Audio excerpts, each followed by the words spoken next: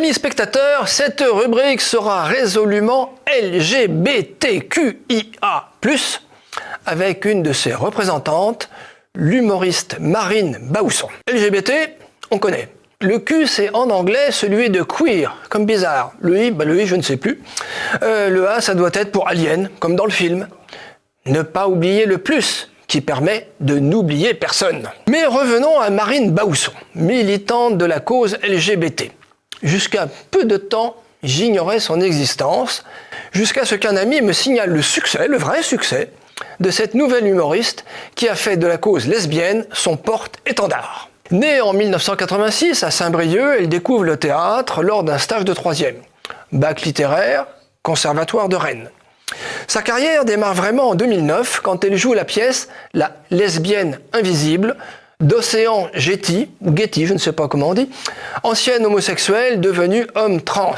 Vous mettrez des guillemets à homme. Comme le note, avec gourmandise, le quotidien La Provence en juillet 2018, je cite, « Océan égratigne avec appétence les BBB ». Pour les curieux, le premier B, c'est les blancs.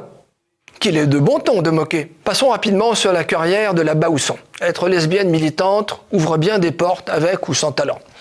L'humoriste enchaîne les spectacles Fearless, un one-woman show, mais elle est aussi présente dans les séries, dans les films, Commissaire Magellan, Mission Evelyne, ou à la radio, les Open du Rire, et encore à la télévision. À partir de 2020, elle lance son propre podcast, Vulgaire, adapté en livre chez Flammarion en 2022 et aussi en spectacle. Sur le fond, la vie et la carrière de Marine Bausson n'ont aucun intérêt. Par contre, sur la forme, en tant que symptôme d'une époque, c'est vraiment intéressant. C'est le culte de la laideur et de la vulgarité. Un enthousiasme pour l'informe qui a pu être constaté lors du dernier Eurovision avec la victoire du Suisse Nemo.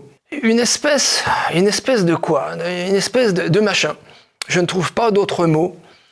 Indifférencié ethniquement et sexuellement, une sorte de poussin orange transgénique qui aurait été irradié à Tchernobyl.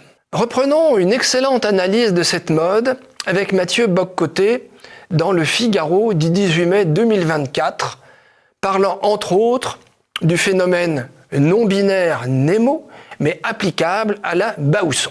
Je cite. Le non-binaire se dérobe à la masculinité et à la féminité et revendique un flou identitaire qui serait l'autre nom d'un monde de possibles infiniment renouvelé. Mais ce flou se prend pourtant pour une nouvelle norme. Ces militants revendiquent un drapeau et le brandissent à la manière d'une nouvelle tribu identitaire conquérante qui veut inverser le sens entre la norme et la marge. Délivré du souci de la filiation, comme de la descendance, il veut s'auto-engendrer, sans comprendre qu'ainsi, il s'anéantit et n'accède plus qu'à une existence parodique et fantasmatique. Fin de citation. Ah, j'oubliais. Marine Bausson a lancé une version pour enfants de son podcast Vulgaire, intitulé « Petit Vulgaire », que Télérama qualifie ainsi. C'est comme Vulgaire, mais avec des blagues de prout.